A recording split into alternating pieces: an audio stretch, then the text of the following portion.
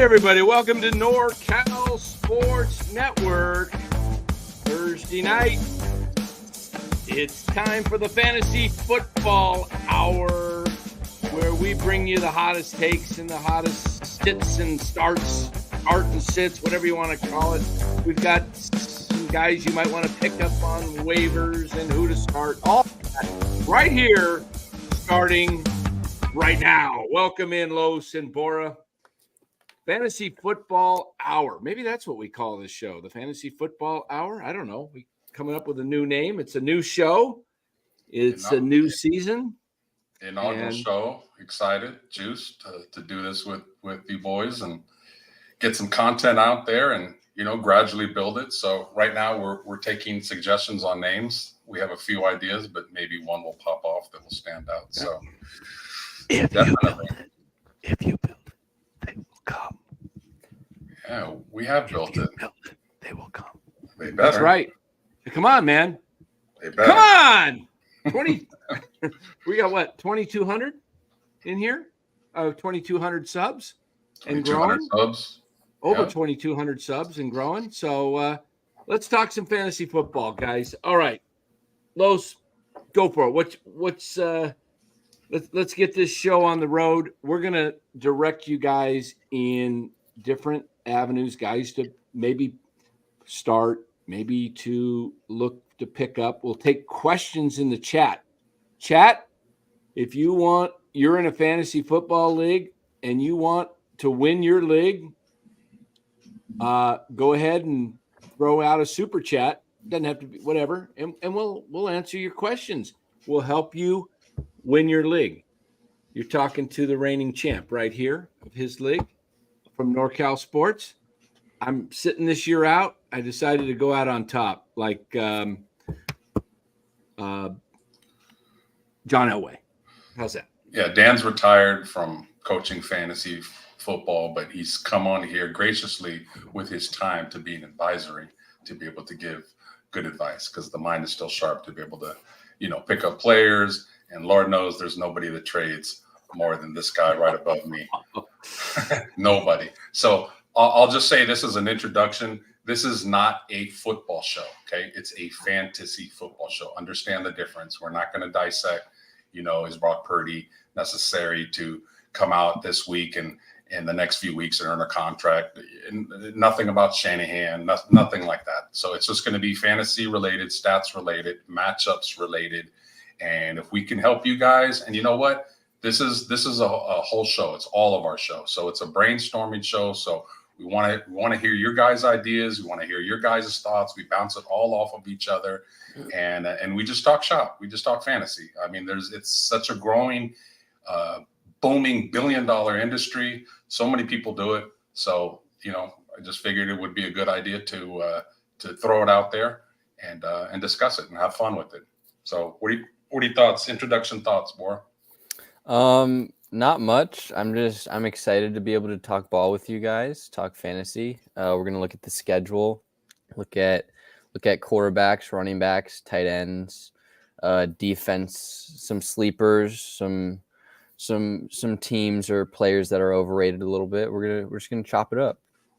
Thank you for that contribution, Bora. Appreciate it. So first things first, let me just kind of say this, like we've all had our drafts. We were all 2 games into the season. It's very easy if you're 0-2 to start panicking. Or, so don't feel, and he's still an expert, even though he's 0-2,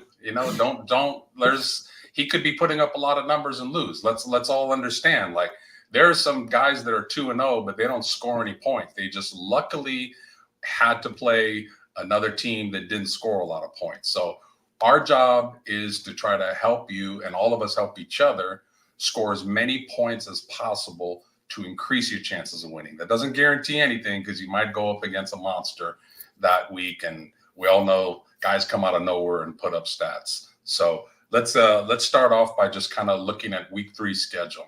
If you can put that up, let's look at the week 3 schedule. All right, let's pull that up. Week 3 schedule, and we got it right here. Okay, so tomorrow night, Jets, Patriots. So the first thing I'm just speaking for me. Bor and Dan can throw in their own philosophies, but just for me, when it comes to fantasy and the players that I have on my roster, I immediately look a few days or whatever before the game's scheduled, and I look for what I anticipate to be the highest scoring games of the league. I think people get caught up and lost into fantasy football because they just have a name player. Like, this guy is a great player. He's going to put up stats every week. I'm going to start him every week. And that's what you should do with a first rounder, second rounder, third rounder, whatever. But you know what? Sometimes that seventh rounder just has a matchup. It could be a quarterback that is going up against a good offense. And because he's going up a good offense, he's probably going to have to play from behind.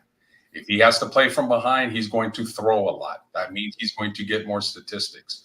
Conversely, you could pick a quarterback that has a dominant team, and you think, I'm just going to start him. Well, that may not work for you. It may not work for you. And the reason I say that is because if they get out to a big lead and they blow them out, they're not going to be throwing in the second half. They're going to be handing the ball off, and you're going to be watching it going, Jesus, throw the ball, damn it. No, they're not, because they're up 28-3. So they're going to keep handing it off. So a philosophy that I have used for, 3 decades is pick players from teams that have good offenses. And then when you get to matchups, which we're about to do, look at games that you think are going to be a high-scoring game. Right off the bat, Patriots and Jets. That, to me, is not what I consider to be a 37-31 type of game. Unfortunately, I personally have Breece Hall. He's my 3rd overall pick. So I'm going to start him. I don't expect him to have a monster game against the Patriots because they got a pretty good run defense. But if he can just get me, 80, 90, maybe. Well, the one thing I like about Breece Hall, I had him last year, catches a lot of swing passes, 7-8 catches a game. And if you're in a PPR league, that's 1 point for every catch. And, if he gets 30 yards, you just picked up yourself 11 points just off the passing game. Right. So that's a big thing. And, you might be in a half-point PR, half a point, PPR, which I prefer a 1 point, but, I know there's both out there. Yeah. But in this game, you're probably not going to run for a ton of yards against New England's defense. It's pretty good defense. It's same philosophy as when Belichick was there. So it's going to be tough and you saw how much the Patriots shut down Cincinnati's off. They were without some key guys, but still. I'm not expecting Garrett Wilson to have a big game because Christian Gonzalez is on the other side, and he's shut down some big names. So if you have Garrett Wilson, I'm not going to say bench him, but I wouldn't expect him to have a great game. Yeah. Is Singletary on the other side as a corner with the Pats, or did he move on? I think he moved on. Okay. So scratch that. So, that's just what like Boris said. Garrett Wilson is a premier wide receiver, but depending on how your roster plays out, you might have 3 other options that just have better matchups. The first game I look at, there's only 8 games that I can see on the screen. So we'll go through it, all of them more or less. Immediately, the Eagles Saints stands out to me. Yeah, that's a high scoring game. If you have any Saints or any Eagles players, that should probably be a start. That's a high scoring game in a dome. The Saints have been just putting up ridiculous numbers. I don't know what the hell's gotten into David Carr, but if you have him and he's like your 10th, 12th, Derek Carr? Derek Carr. Derek Carr, what'd I say? Brother, yeah. David, his brother. Okay. Damn, I'm off to a rough start here. Stingley and Carr. Cancel the show, man. So Carr is on a roll. Kamara is not going to score 4 touchdowns again. Let's be real.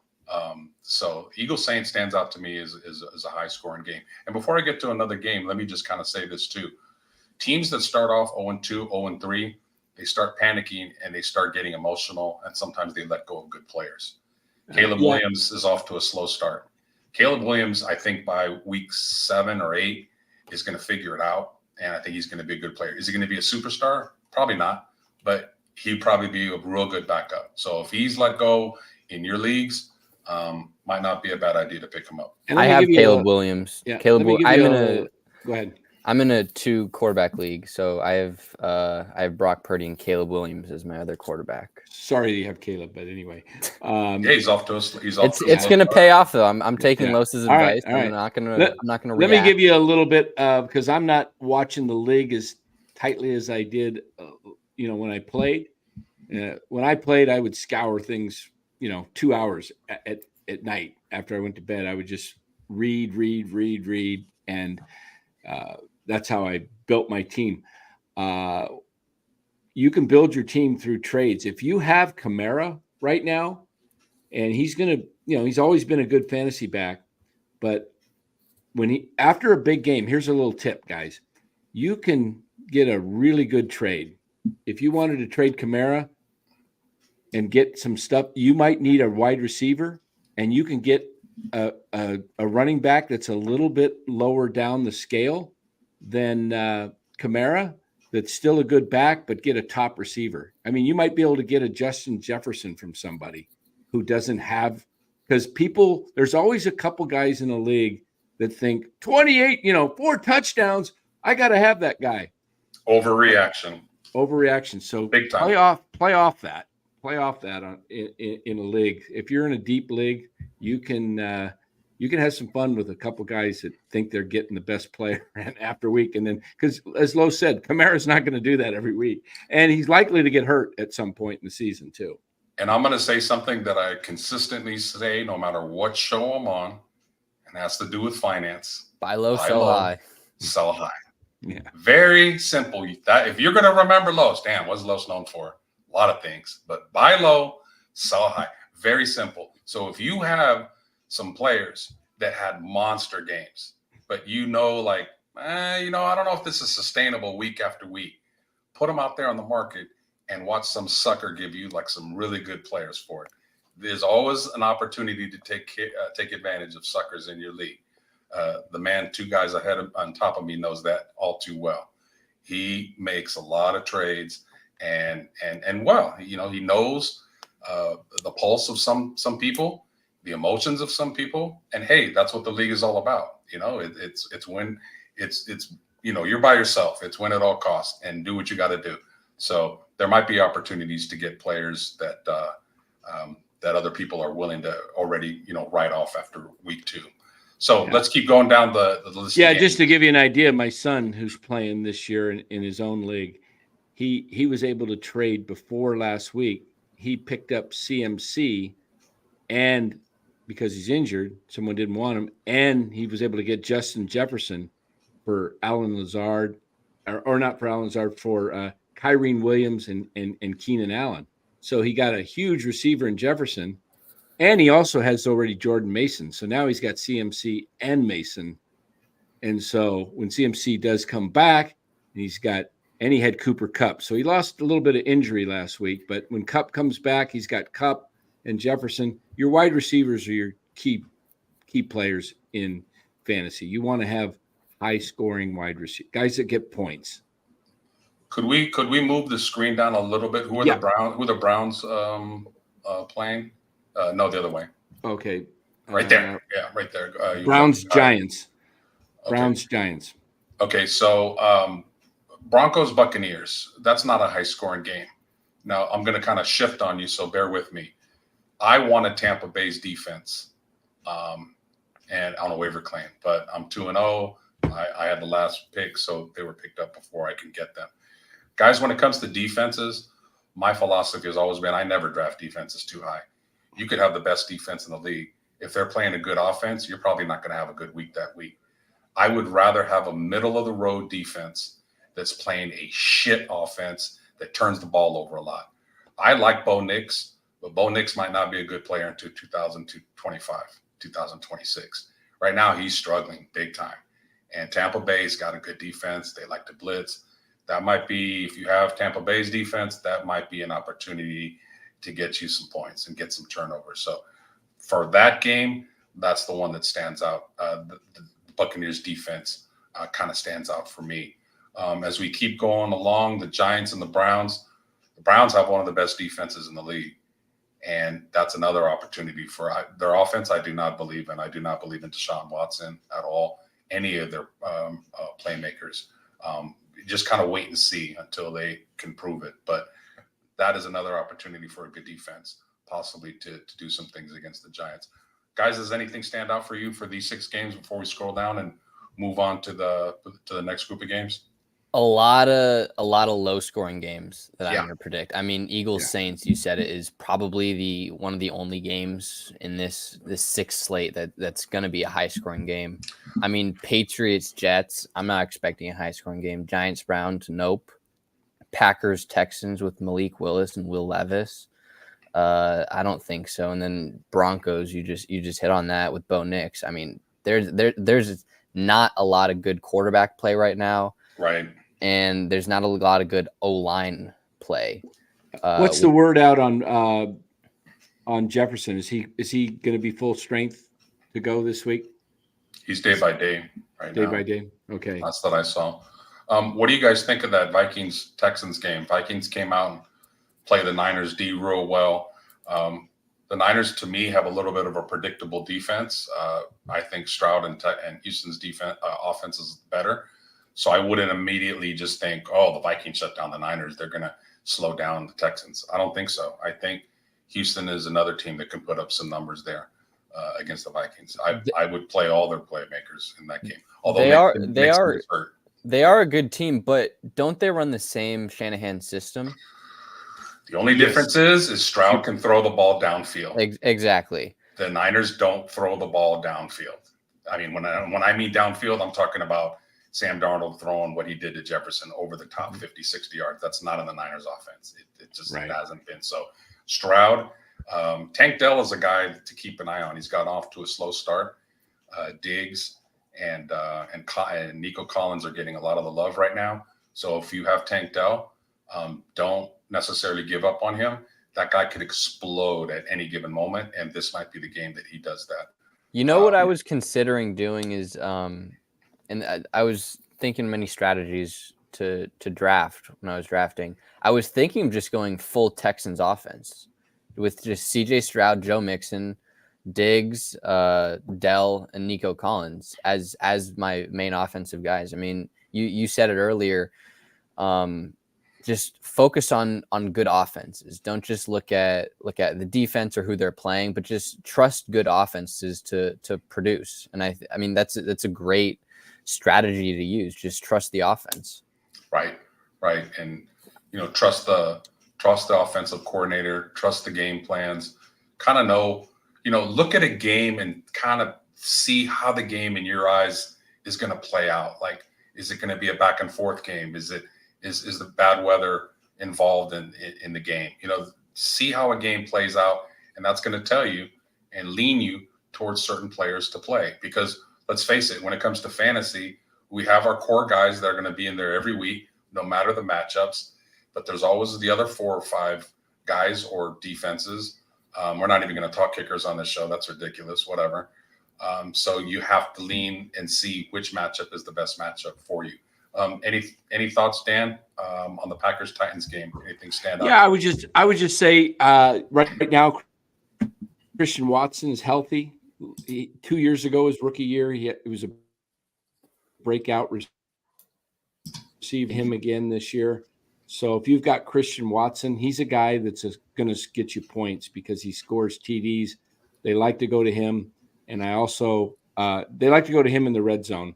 And if you got Jaden Reed, another good receiver. So the Packers have such a dynamic wide receiver.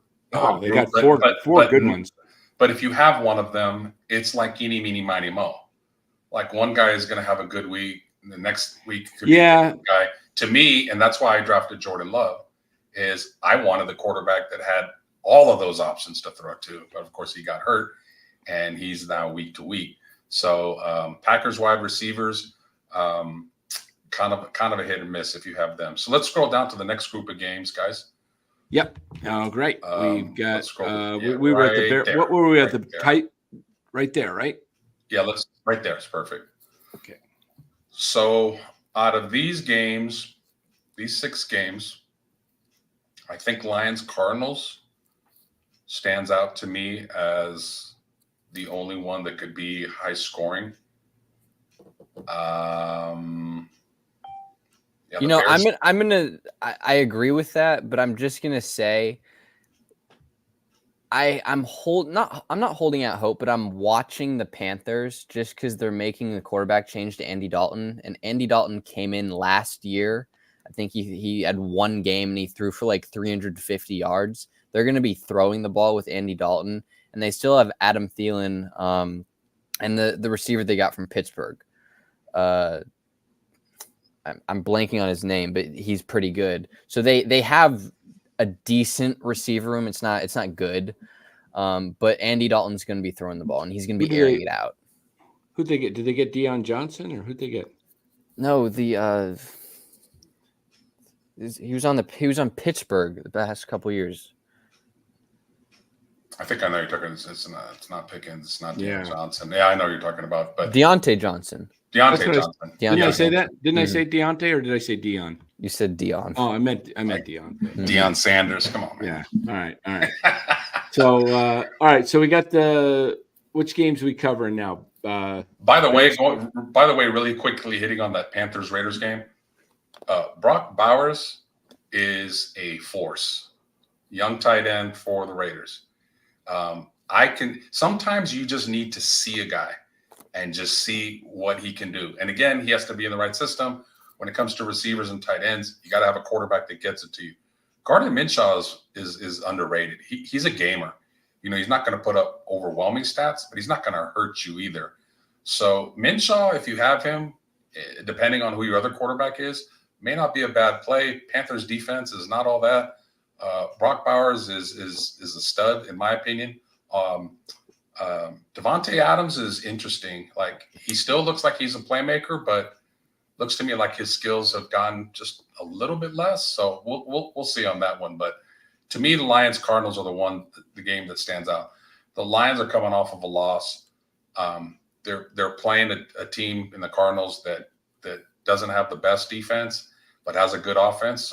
So that's a back and forth game. That's a 34-27, 34-31 game. Kyler Murray, looks like he's recovered from his ACL. He's going to give you that rushing yardage, and he's going to get you some plays because he's got some weapons now. Marvin Harrison Jr. He's got McBride, who's a young and up and coming tight end. Mike Wilson is very underrated as a receiver, and then the other side, we know who the Lions have. They have, although St. Brown I think is day to day and injured. So to me, that's the game that stands out as far as offensive. A lot of scoring. If we go to the Niners and the Rams, that's going to be an interesting one. If you have Jordan Mason, congratulations.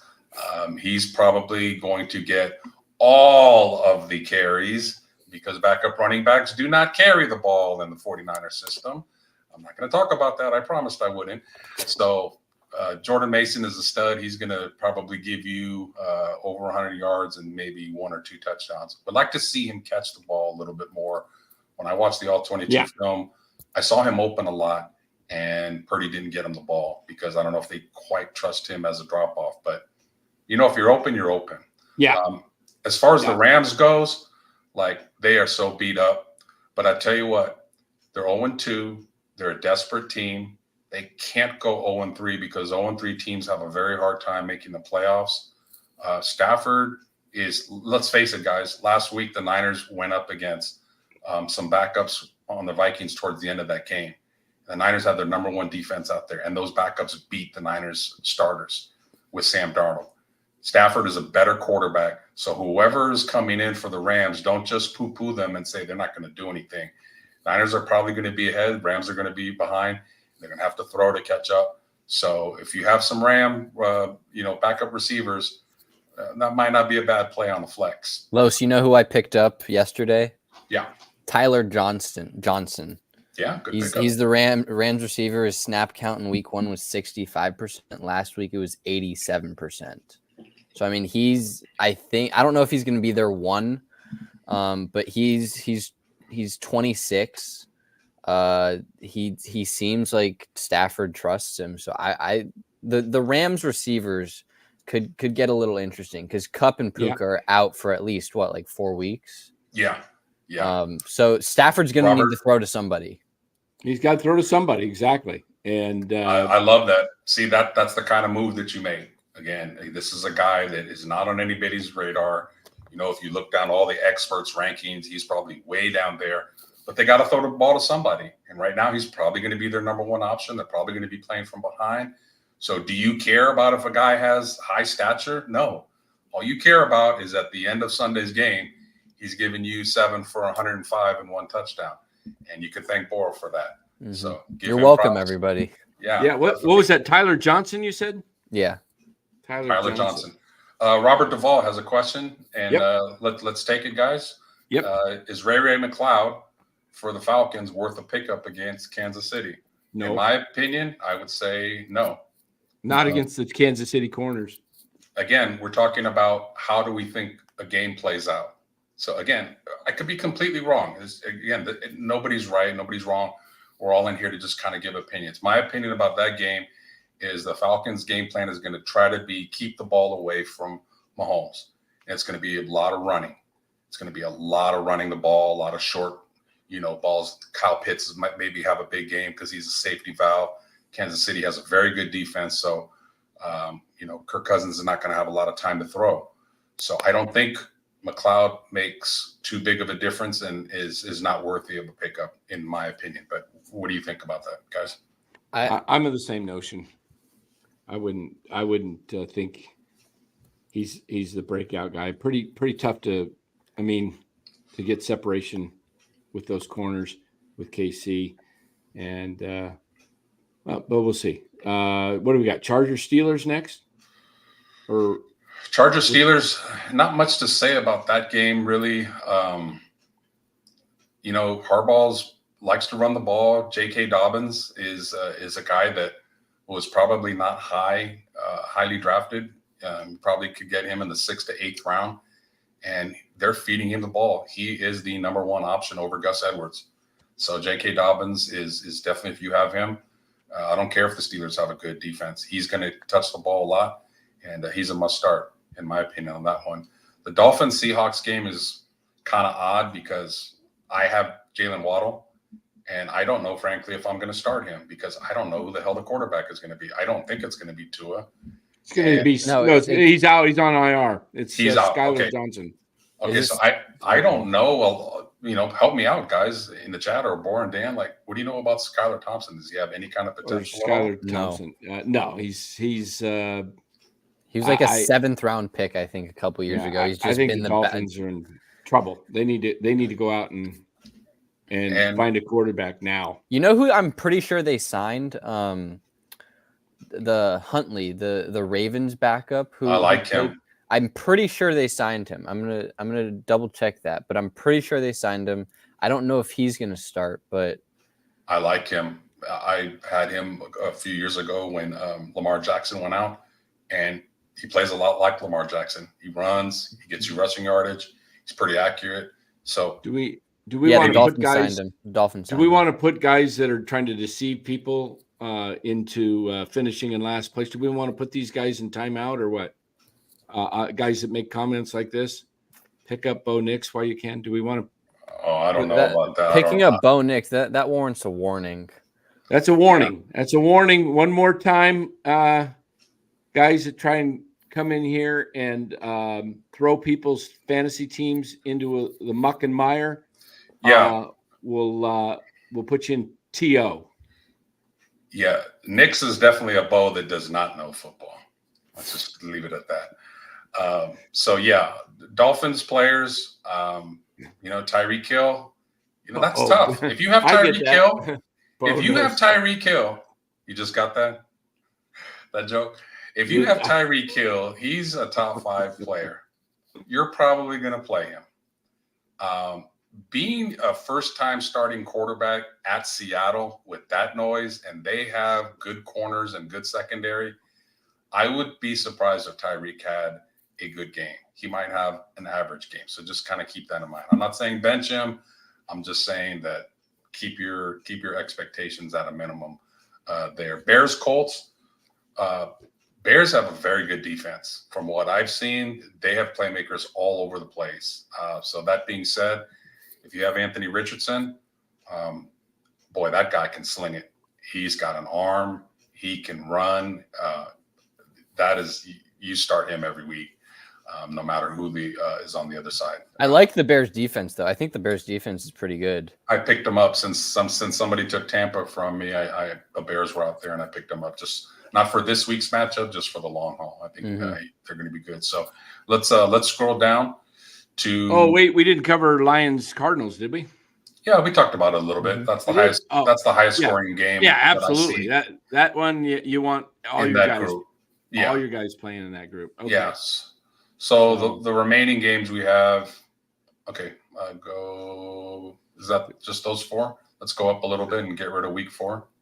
Oh, that's week 4 down there. I'm sorry. That's right. Right there. That's fine. We did. Okay. Okay. So, Ravens, Cowboys, Jaguars, Bills. Jaguars, Bills might be a high-scoring game, and I think really Dallas and Baltimore's been giving up some plays. My God, the Raiders beat them. Baltimore's favored. Yeah, they should be. Dallas has looked horrible, but if we're just talking fantasy, that's a high-scoring game. Yeah, Ravens. Whoa, Ravens could go 0-3 if they lose that game, right? Whoa, it's a must-win game for them. The must-win. They're kind of like the Rams. Dallas is not good against the run. They're not good against physical teams. So that spells Derrick Henry all day to have a big game for the Ravens. Lamar Jackson, I think, will have a pretty good game, and Dallas will. That's a high scoring game to me. Ravens, Cowboys, out of these 4 for sure. Especially at home, it's going to be in a dome, so it's not going to be much weather factor. Yeah, Jaguars, Bills. Not a huge Trevor Lawrence fan, but one of my sleepers is Brian Thomas Jr. And your fantasy tip of the week: if you have Josh Allen, you'll want to sit him this week. No, I'm just kidding. Not at all. Brian Thomas Jr. is if he's out there on waivers, that kid can play. I just wish Lawrence was a little bit better, a little bit more accurate, but Brian Thomas to me might be their best receiver, even better than Christian Kirk. We shall see. The Bills, James Cook, Josh Allen's a start every week. Dalton Kincaid is a very serviceable, good tight end. Yep. They got rid of Diggs, so there's a lot of catches out there for the wide receivers and the tight ends. I like Shakir. Yeah. I liked him, and somebody grabbed him right before me in the draft. I like Shakir. I do like Keon Coleman for them too to grow. If you got him, maybe you got him on your bench. But he's a good guy to have around. Definitely. Or thoughts on Chiefs Falcons? What stands Chiefs out Falcons to me is interesting because I know the Chiefs have a good defense. To me, I don't see this happening, but there's a scenario where I see it being a high scoring game just because the Falcons. If you look on a stat sheet, they have Kirk Cousins, Bijan Robinson, Drake London, Kyle Pitts. They have weapons. So, I mean, they should be able to go down and score. I mean, if you watch the Monday night game with Eagles-Falcons, the first half wasn't a great game in terms of scoring, but the second half, and especially the fourth quarter, Kirk Cousins seemingly turned it up. And he looked kind of like the old Kirk Cousins we know. So I wouldn't be surprised if he picks up off Monday night and he continues to play well. And I mean, the Chiefs are the Chiefs. I feel like if they want to air it out and have an offensive explosion, they can do that. If they want to just play it safe, they can do that too. I don't love Travis Kelce. I think he's getting kind of old, and they haven't targeted him a bunch. So I'm going to look at the Chiefs' backup tight ends. I think Noah Gray is one of them. I can see this game being a high-scoring game, but I don't think it is. I'm thinking like a 25-20 game. It's kind of like a slow tempo, easy game. Yeah, I agree. I crossed off Travis Kelce on my list. I didn't want him unless he was maybe there in like the 10th round or something. I just didn't like him the coming vibes. off. Yeah, he's just getting older. He's into his girlfriend. He's not focused. He has Super Bowls. He has commercials. He's got it all. I mean, I don't know if he's out there. The Chiefs, to me, they sleepwalk through games during the regular season. I think they get bored. I think the best time to play Chiefs players in fantasy is when they come off of a loss or when the media starts doubting them. Then they play well. This is a game that if you have Mahomes, again, I'm not saying bench him. I'm just saying keep your expectations down because I think the Chiefs really they played a lot of games in the playoffs the last few years, just like the Niners. So they have to take it easy at the beginning part of the season. So I don't know if they're going to come out and just put up 40 Falcons here. Falcons, when you look at their schedule, it looked like an 0-4 start, something like that. This could be a trap game for the Chiefs, guys. Yeah. This is a 2-0 Chiefs team that has won, and they've kind of not looked that great, but they still are winning, and they get all the breaks, it seems like. And Falcons with a come-from-behind victory on the road Monday night. That's a fun flight home for the team. Unexpected. They go into Philadelphia, unexpected win. Now they're feeling pretty good. You got to think of emotions, how players feel, and they got the two-time Super Bowl champs coming to their dome. Crowd's going to be into it. If the game's close, this could be, an upset. I'm not saying it will be, but it would be a game I wouldn't want to take the Chiefs if I was in a survivor pool. Let's put it that way. Let's finish out the schedule and talk about Monday night, Bengals and Commanders. Guys, Bengals will crush them this week. I was just going to say, what's going on with the Bengals? Who are they? Who are they? Because is Joe Burrow's wrist still bothering him, or is he 100%? I think he's fine. If you got Joe Burrow, I like Joe Burrow big time in this game. Okay. They're 2-0. I mean 0-2. They should have won against Kansas City. Yep. This is a do or die game for them. They're at home Monday night. I look for a big night for Joe Burrow. Maybe is T. Higgins coming back? I haven't heard that he's back yet. A guy you might want to pick up is that Losivas. How do you say his name? Eos Vasas. Yeah. He's a slot receiver, and Burrow likes him. He trusts him. So until Chase gets, back to being, Chase, the Bengals are kind of like, I don't know. I can't quite figure them out who they are. I love Washington's quarterback. Love what he gives you on the run with the running game. And he's got a big arm, and he's got some weapons. He's going to get better, I think, as the season goes along. So these wide receiver holdouts are hurting teams, man. Big time. Big time. And we're already about to start week 3, and there's a lot of guys hurt, and this is where you have to have good bench and anticipate and know who the good backups are on teams. Senior says, question: Daniel Jones or Justin Herbert ROS? Right here. What do you think? I don't like anything about Daniel Jones. I don't like anything about Daniel Jones. I think Herbert's a little bit overrated, but if you have to ask me about those two, Herbert's the better quarterback. Who are the Chargers playing again this weekend? The Steelers. Steelers. Okay, Steelers got a good team, good defense. Yeah, you just passed it. They pass it. Yeah, it's a little bit down. Where is it? Keep going. Oh, there it is. There it is. Okay, yeah. Yeah, Senior, I like Herbert.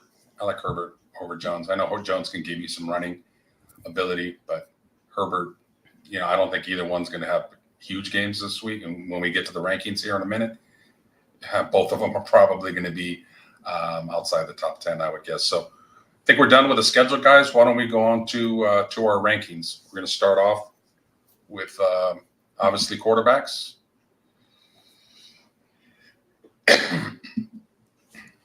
And as I predicted, Justin Herbert nor Daniel Jones is not in the top 10. Okay, does anything stand out to you in those 11 that are up there? I mean, they're all pretty much self-explanatory. I don't think Mahomes is going to have a huge game against Kansas City for reasons I just mentioned. I think Kyler could probably move up to like 3 or 4. And I'm not saying that because I have him. I'm saying that because I think that's a shootout. Detroit's going to keep putting up points, and Kyler's going to have to keep up with them. So I think that could be a potentially a shootout. I don't know if I like Brock Purdy a lot here. I think they're giving him that ranking because they just think the Rams are so depleted. But the Rams can't stop the running game. So if they can't stop the running game, and assuming Shanahan is going to figure it out and run the ball against them with a lot of Jordan Mason, then I don't see Brock Purdy putting up huge stats. Yeah, whenever Kyle goes against McVay, he likes to run it down their throats. Yeah, that's a good call. That's a good call. Baker Mayfield, to me, guys, he's underrated. You know, he's playing well, and he's got weapons. I love Curtis Godwin. If you have Curtis Godwin and you got him in later rounds, him going back to the slot made all the difference in the world. He is going to catch a lot of balls for that team. So we're down to look at Trevor Lawrence. You know, what happened to Trevor Lawrence? I know we're not supposed to talk football. This is just strictly fantasy, but they gave that guy like ridiculous money, and he's an average quarterback. He's an average quarterback. So, Absolutely. So I think what I'd like to do, and again, this is the inaugural show. We're just kind of flowing as we go and doing some things. So I would like we kind of know who the best quarterbacks are. If you scroll back up, Dan, and take a look at them, I would like to hear from each of you who's a sleeper quarterback. Maybe somebody that's outside the top 10. We know who the top 10 are. I'm sorry. Scroll back down again, Dan, to like maybe 11 through 20. Yeah. Is there one quarterback that's a sleeper that you like a lot? I'll tell you who I rode to the title last year was Jared Goff. And why? Because the Lions throw a lot, and they are constantly going for touchdowns. And Goff will give you a lot of 300-yard games, and he'll give you 2 to 3 touchdown passes. So Goff can have he's pretty consistent at giving you 20-plus points. I like Goff in that group. You know, as far as a real true sleeper, I mean, depends on what they do with Justin Fields. I haven't watched him this year to know if he's running, but Justin Fields is a guy that can give you 40 points on a Sunday. He's got that type of ability, but the problem is he's not on a great offensive team. If he's given the ability to freelance and run, you know, he'll give you some yards, and he might get you in the end zone on a long run too. I kind of, and I hate to say this, I kind of like Sam Darnold as a sleeper.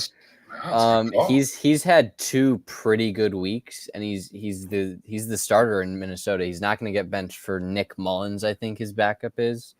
And I like Minnesota quarterbacks. Depending on whether Jefferson and Addison come back, I mean that's a decent offense. Kevin O'Connell is a pretty good play caller. They have Aaron Jones, and then who's their backup that just ran all over the Niners? Chandler. Ty Chandler, yeah. He's decent. So I think Sam Darnold has always had the talent. He's had the tools. He has the big arm. If he could just put it together, and it's kind of looking like he might be doing that. I like that pick because Houston's going to put up some points, and Sam's going to have to keep up with him and put up points. Now, if Jefferson plays or doesn't play, will obviously have a big factor in what Darnold can do. But Darnold proved with backup players against a very good Niners first-string defense, he made plays. They were not very the windows were tight, and he made back shoulder throws, and he's got a big arm, and he gets it there. So that's a good pick. I like that. From this group, guys, and I don't even think he's a sleeper. I just think he's severely lower rated than he should be, and I talked about him earlier. It's Derek Carr. There's no way Derek Carr should be 13. Derek Carr should be in the top 6. In this matchup, this is a week 3 rankings matchup. This is not a total quarterback. This is fantasy football for week 3. You're going to rank Derek Carr 13th when he's going to be playing Philly, and that defense and the way New Orleans has been operating under Clint Kubiak. Derek Carr is a top 6 pick for me. If you have him on your team and you have maybe another top quarterback that doesn't have the best matchup, I would start Derek Carr. Ride that hot hand until he proves otherwise. Yeah, and the reason I like Goff is Arizona. That could be a shootout, and Arizona's going to. We saw the Ram what they did last week. They put up 41 points. This could be a 38-37 type ball game. Lions, Arizona. So Goff's going to put you some numbers up, I believe, this week. And Goff, let's face it, he plays very well in domes. I don't know if the roof is going to be on. It's still going to be hot in Arizona this weekend, although not as hot, thankfully. So should be a dome, and Goff plays well in that. So let's scroll down to the running backs and see what real quick. One more thing about Goff. We Yeah. know he's a good quarterback when he doesn't get pressured, and the Lions have a great offensive line. The Cardinals do not have a good defense, so Goff isn't going to be under a lot of pressure. He's going to be putting up points. Right. Good call.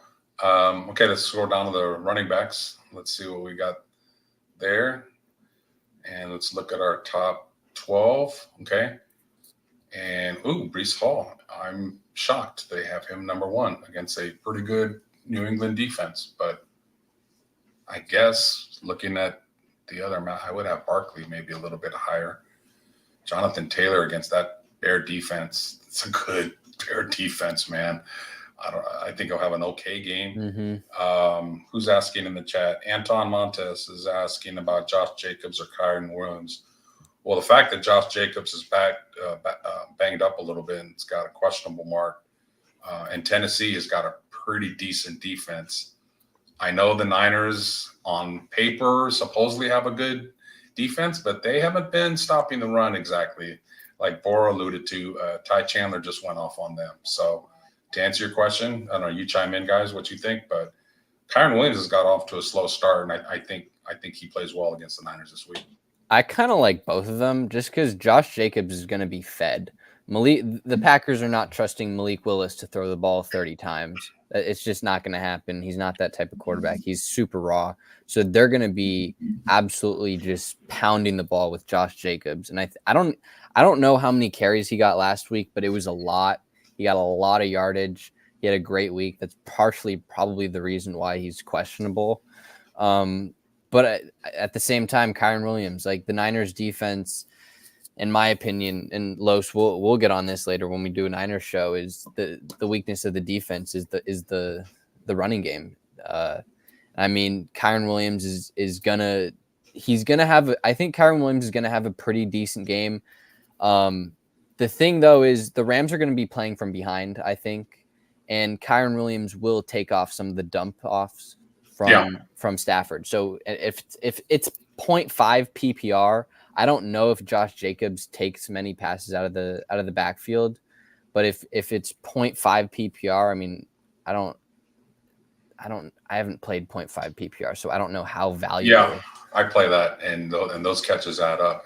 And I don't know what Josh Jacobs' injury is. Questionable is obviously 50-50, so he's not probable, so it doesn't look like that's a minor injury. So that might lean me towards Kyren Williams in that question. But I agree Speaking of minor, isn't the 0.5, isn't that kind of more of the minor leagues for fantasy? I played in a 0.5 once. I don't like it. I heard something, but I don't know where it came from. The wind. Yeah. The wind's blowing here in AZ now. Like I said, Dan's retired, but he still chimes in with his advisory comments. So thank you for that, Dan. Not really.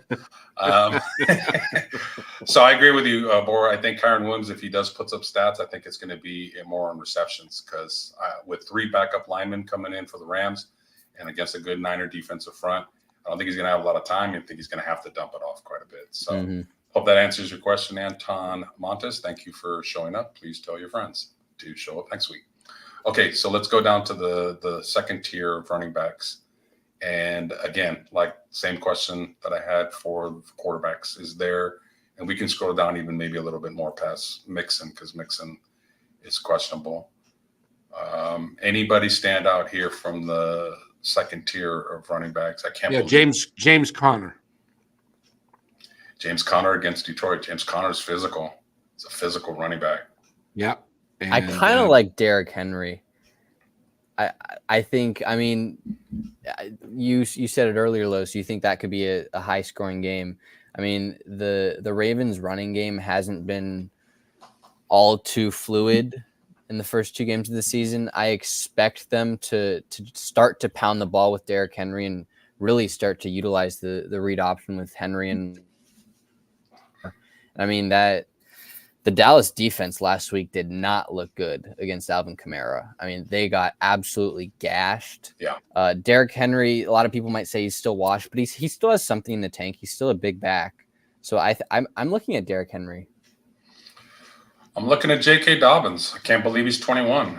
I mean, he's put up some good numbers already. Maybe he has that low ranking because of Pittsburgh's defense, but sometimes I just, to hell with what the defense is doing. Like, they have a very good offensive line through the Chargers, and Harbaugh and Greg Roman, the offensive coordinator, are committed to running the ball.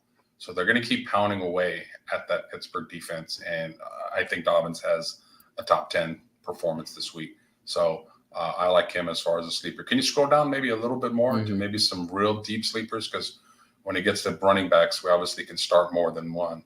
Yeah. Anybody else stand out from these other sleepers? Carson Steele, is he going to get the majority of the carries for the Chiefs? Is it Carson Steele or is it Kareem Hunt? I don't know. Kareem Hunt did he sign officially? Yeah, practice squad, but they'll promote him. Okay, I'll tell you who I like. Again, I keep hammering that Detroit Arizona game. I like David Montgomery down in the goal line. He could get you 2 touchdowns. Yeah. Yeah, he's their goal line back for sure. And they're going to be at the goal line a lot. I kind of like Javonte Williams, not just because he's on my fantasy team and he's been on my fantasy team for 2 straight years, and I'm kind of hoping he breaks out. But I mean, that Denver offense isn't great. It isn't good at all. I mean, the running back room behind Javonte Williams isn't good at all. And Javonte Williams has shown that he can catch passes out of the backfield. Sean Payton, in order to kind of calm Bo Nix down, might want to put on some check downs and some screen passes just to get him a little more comfortable. So I'm kind of looking at Javonte Williams. Chuba Hubbard's an interesting one too as well. Andy Dalton's into the lineup. He probably hasn't started in a while.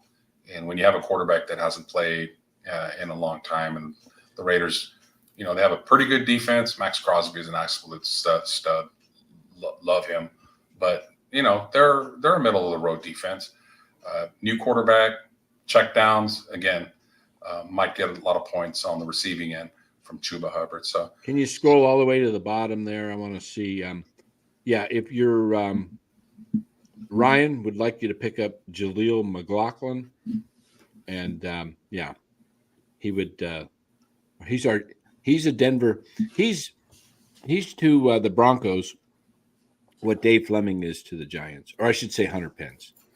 Well, my condolences for being a Broncos fan, Ryan. Sorry about that, bud. But fantasy-wise, they're pretty irrelevant for now, except their defense is all right. But who are the Seahawks playing again? Miami at home. I'm looking at Zach Charbonnet, 45. I don't know if Kenneth Walker is going to play. He's questionable. He has an oblique injury, I'm pretty sure. So I wouldn't be surprised if Seattle shuts him down. Zach Charbonnet is going to be. He's their one when Kenneth Walker's out, and he catches passes out of the backfield. So he could get you a good 15 to 20 points.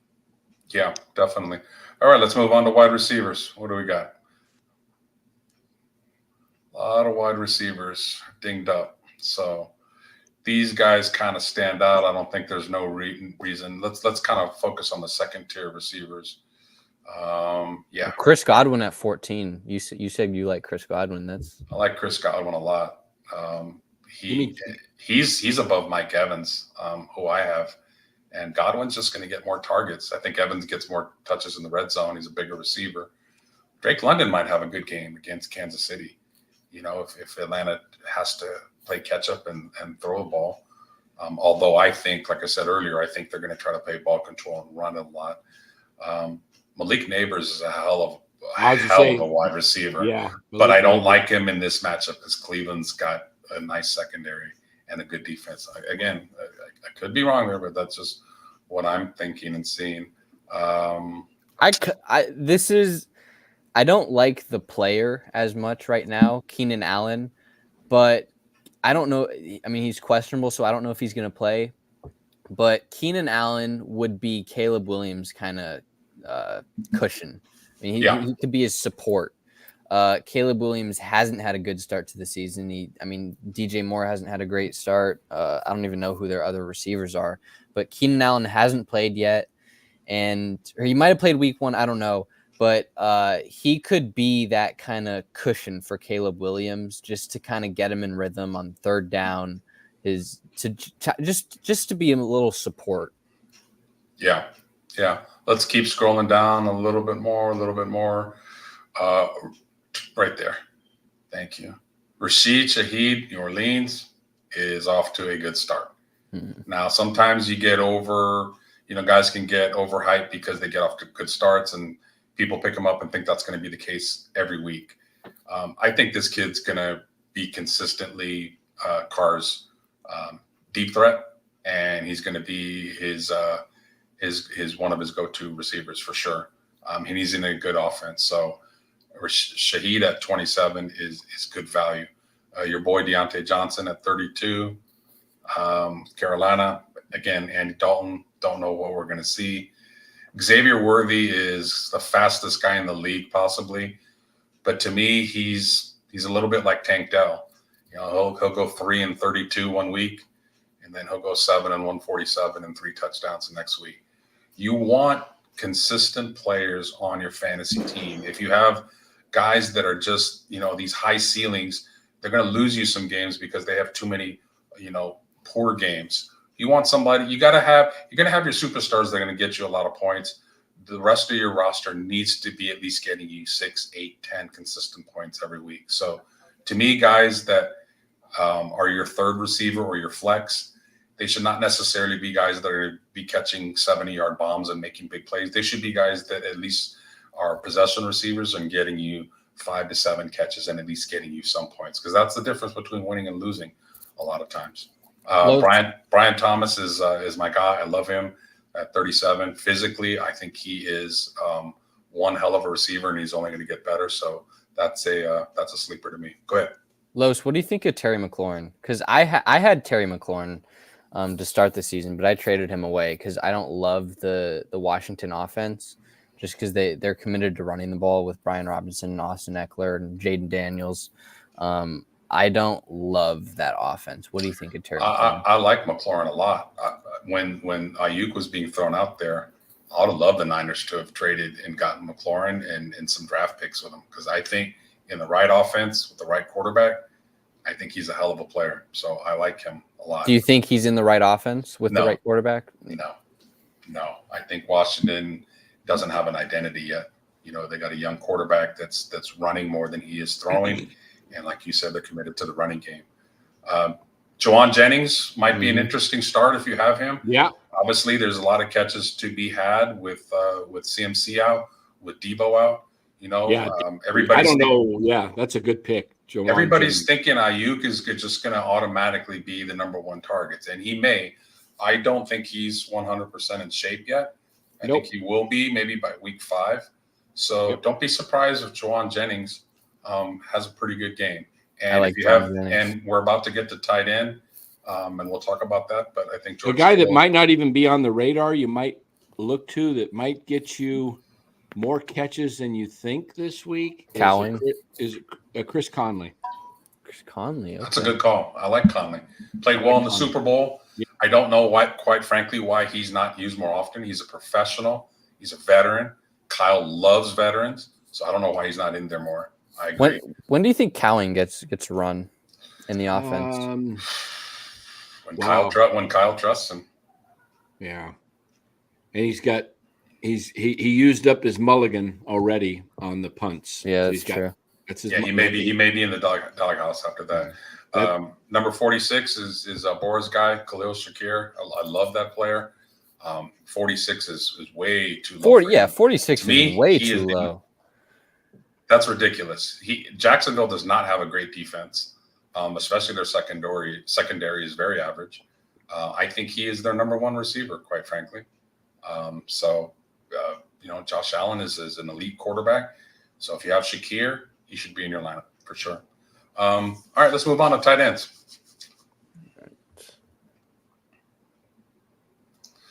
And I don't see him. Oh, he's number one. I was just going to say, as far as targets goes, I think George Kittle is going to have a monster game. I don't know, quite frankly, why he is not involved in the passing offense more often. Well, actually, I do. He has to stay back and help our right tackle, who I won't mention and discuss because I said I wasn't going to discuss that. That'll be on another show sometime. So George Kittle, Kyle, please let him loose. Take the handcuffs, take the feet cuffs off of him. Let him run. Let him get open. Let him do what he does best. Throw him a wide receiver screen. Just get him in the backfield and throw him a running back screen. I don't care. Get him the ball. He's great with the ball after the catch. He should have a big game. Travis Kelce, we already talked about him. He should not be number 3. That is name recognition only, unless Taylor Swift has some kind of pull with rankings and stuff like that. Sam Laporta, waiting for him to get going. He's an absolute monster. Maybe this is his breakout game. Anything else stand out to you in the top 11, guys? I was looking for Trey McBride. There he is, number 2. I like Trey McBride. Obviously, if you got him, you got one of the best tight ends in the game. There's always a sleeper. Can you scroll down a little bit? The rest of the Evan Ingram is always a pretty consistent tight end. He always gets. Question is if he's going to play. Yeah, he's not a huge he's got a, not the biggest ceiling, but he doesn't have a bad floor.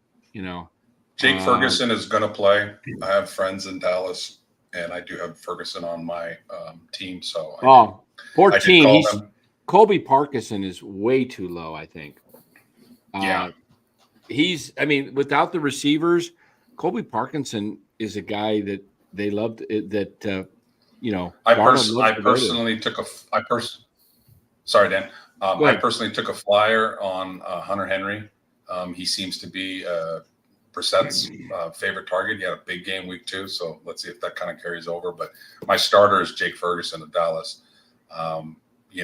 Dallas does, other than CeeDee Lamb, they don't have a lot of other great receivers. So Ferguson, I think, when he's healthy, is the number 2 option on a team that throws the ball a lot. I'm sorry, what? I was looking for Andrews. So that's interesting. They got Andrews 6 and Likely 13. I was going to say something about Mark Andrews. He hasn't had a great start to the season.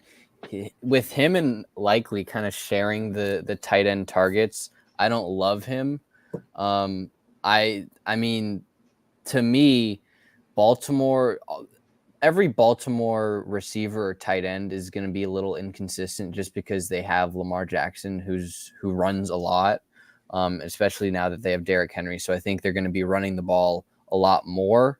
But I mean, we know who Mark Andrews is. He's pretty good. I think he's a little too inconsistent. I think Likely's the better player. Mm-hmm. Just my eye test tells me he's just the better player. He's more dynamic. He's bigger. His catch radius is like you just throw it anywhere near him and he grabs it. He can make plays after tackles. I'm not going to say Mark Andrews is Kelce as far as being older and regressing, but I think Likely's the better player. So I would flip-flop that. Kelce to me belongs outside of the top 10. Agreed. Let's scroll down and let's see if there's any other sleepers. I kind of like Mike Gesicki. I read something online where he was getting a lot of first look reads or something, that Burrow was looking at him a lot. I didn't hear anything when they signed. I don't know if they signed him during the offseason or closer to opening day, but I kind of like Mike Gesicki, especially if T. Higgins isn't playing, because Jamar Chase is their number 1 guy. After that, it's you guys said the guy who had scored 2 touchdowns against the Chiefs. What's his last name? Who scored 2 touchdowns for who? For the Bengals. Oh, Iavasas. Yeah. So it's kind of a toss up between him and Gesicki for that second share. Yeah, agreed. All right, we're gonna skip kickers. We're just gonna go straight to defenses, and then we'll wrap it up. Obviously, time considerations. So let's look at the defenses. And again, like I said to start the show, I like defenses that may be not the best defense, but are playing against a crappy offense. So immediately, and I wanted Tampa Bay's defense on waivers, and they got picked up. Bo Nix, apologies, Ryan. Bo Nix is not it. Not yet. All he does is run the ball. He's not accurate yet with throwing the ball. So I think Tampa Bay has a field day with him. The Jets could have a big game against New England and their offense. The Seahawks, against a very unproven quarterback in a very loud environment with a good secondary. That might be a recipe for some turnovers, maybe even a pick six. I could smell a pick six with Seattle, to be honest. The Raiders, not a great defense, but, we don't know. Andy Dalton, does he still have it? Maybe not. What else? The Niners, the Rams are depleted, but McVay is a smart coach, and I think he'll find a way. So those are the ones that kind of stand out for me there. Any sleepers stand out for you on defenses, maybe? That might have a big game this week? I kind of – it's not here, but I kind of – Wow, they got the Chiefs 17th? I kind of like the Chiefs at 17, and it's not up here, I don't think, but I kind of like the Patriots a little bit. Interesting. The Patriots have a really good defense, and I fully expect Christian Gonzalez to kind of shut down Garrett Wilson. And I don't think we've seen enough from that Jets offense, especially from Aaron Rodgers, to put anything set in stone that saying that the Jets have a really good offense. So I would be looking at the Patriots defense a little bit. Dan, anything stand out to you? Well, anytime you got somebody, we talked about Dalton already, but anybody going against Carolina, the Raiders are what, 6th?